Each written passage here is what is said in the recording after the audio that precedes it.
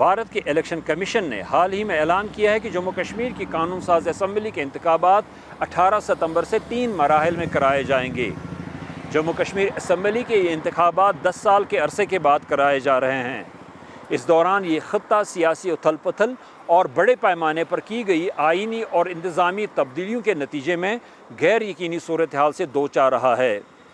جموں کشمیر کے شہری اور علاقائی سیاسی جماعتیں مسلسل انتخابات کرانے کا مطالبہ کر رہے تھے۔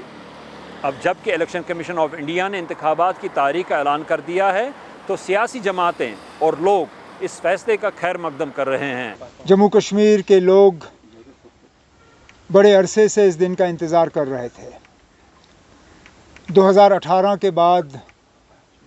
یہاں لوگوں کی اپنی حکومت تھی نہیں اور اس کا خمیازہ بھی ہم نے بھگتا ہے۔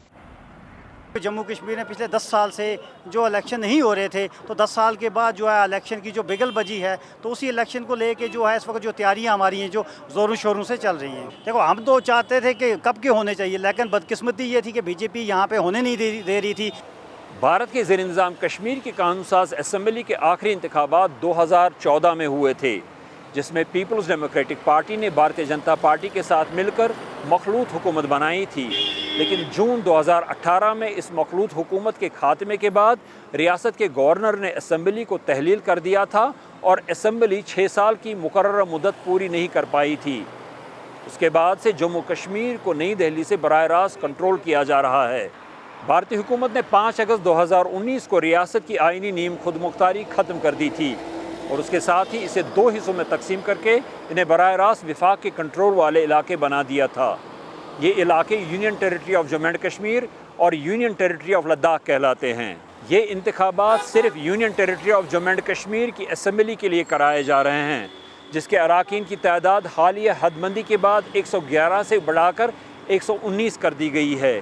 ان میں سے 90 سیٹوں کو پر کرنے کے لیے براہ راست ووٹنگ ہوگی، 5 کے لیے نامزدگیاں ہوں گی، جبکہ باقی 24 نشستیں پاکستان کے زیر انتظام کشمیر کے لیے محفوظ رکھی گئی ہیں۔ ان انتخابات کو اس لیے بھی بڑی اہمیت حاصل ہے کیونکہ ان کے نتیجے میں جموں کشمیر میں عوام کی جانب سے منتخب کی گئی حکومت قائم ہوگی،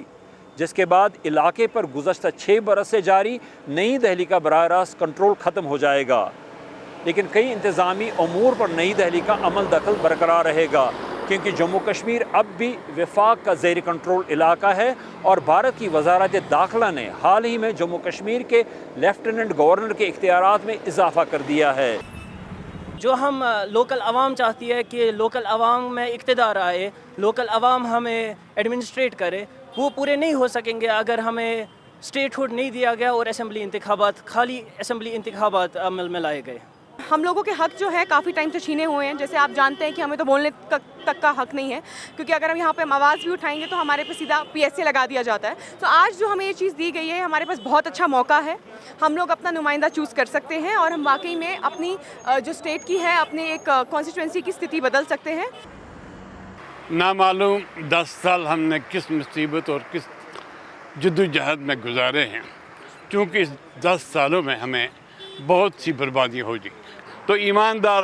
چیف منسٹر آئے گا، اس کو فل اختیارات ہو جائیں گے، ہمیں کسی حد تک کامیابی حاصل۔ آئینی اور سیاسی ماہرین کا کہنا ہے کہ بھارتی وزارت داخلہ کے اس اقدام اور اس سے پہلے اٹھائے گئے چند دوسرے انتظامی فیصلوں کے نتیجے میں جموں کشمیر کے وزیر اعلیٰ،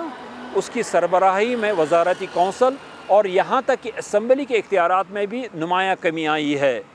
اور کئی انتظامی امور پر ان کے مقابلے میں لیفٹیننٹ گورنر زیادہ بااختیار ہیں۔ یہی وجہ ہے کہ نئی دہلی میں برسر اقتدار بھارتیہ جنتا پارٹی کو چھوڑ کر سبھی سیاسی جماعتیں جموں کشمیر کے اسٹیٹ ہوڈ یا ریاستی درجے کو بحال کرنے کے مطالبے پر زور دے رہی ہیں۔ بھارتی وزیر اعظم نریندر مودی نے جموں کشمیر کی ریاستی حیثیت بحال کرنے کی یقین دہانی کرائی ہے، جبکہ وزیر داخلہ امیت شاہ نے عندیہ دیا ہے کہ ایسا اسمبلی انتخابات کے بعد ہی ہوگا۔ زبیر ڈار کے ساتھ Yusuf Jameel, voice of America, Sri Nagar.